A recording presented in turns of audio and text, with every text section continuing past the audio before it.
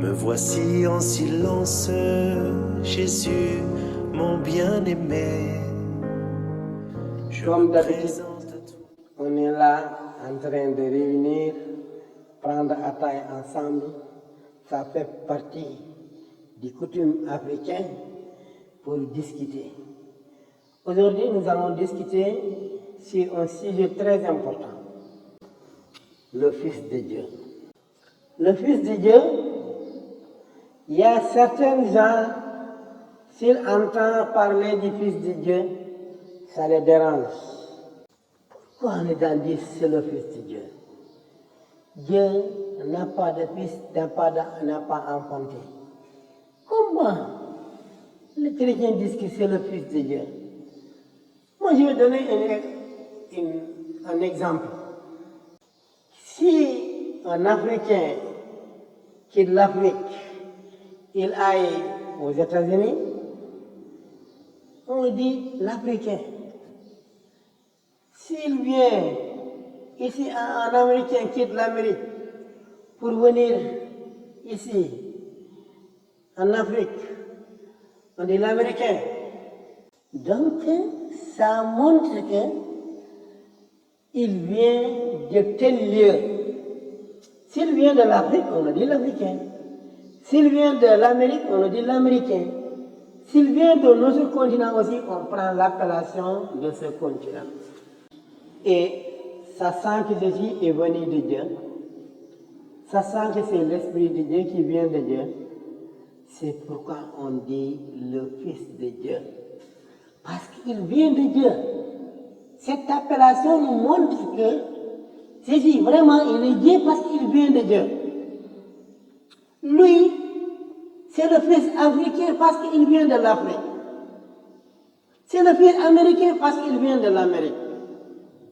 Donc, il faut avoir la compréhension et accepter que si on dit telle personne, il vient de tel continent, même on dit telle personne vient de telle ville, qu'on lui donne le nom de cette ville, on lui donne le nom de le continent, on lui donne le nom du pays qu'il vient.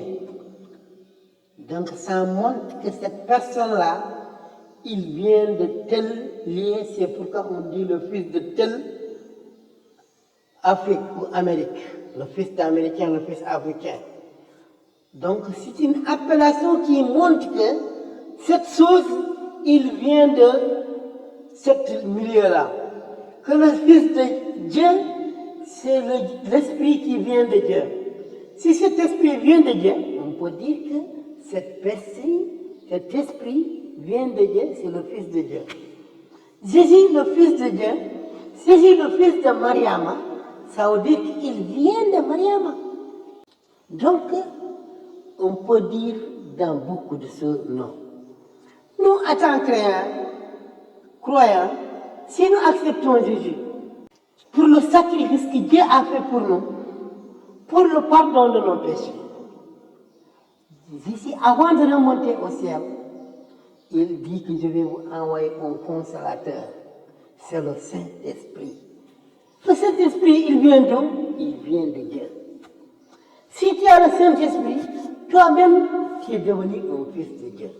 Parce que l'Esprit Saint qui est en toi montre que cet Esprit vient de Dieu. Donc, toi qui m'écoutes, sache que l'Esprit de Dieu qui est venu dans le monde pour le pardon de tes péchés.